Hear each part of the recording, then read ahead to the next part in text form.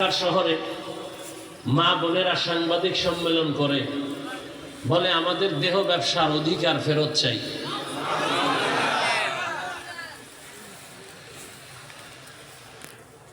আর আপনি নাকে তেল লাগায় ঘুমাবেন আর বলবেন দেশ স্বাধীন।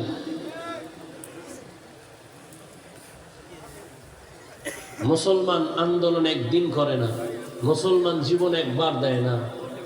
ইসলামের স্বার্থে জালেমের বিরুদ্ধে জীবন দিতে হবে বারবার।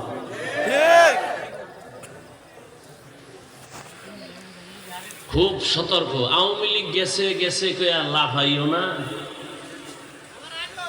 খুব সাবধান। বরং শিক্ষা নেও, তুমি যদি জুলুম করো তোমার পরিণাম ফলটাও এমন হবে। ওলামায়ে কেরাম ছাত্র জনতার বৈষম্য বিরোধী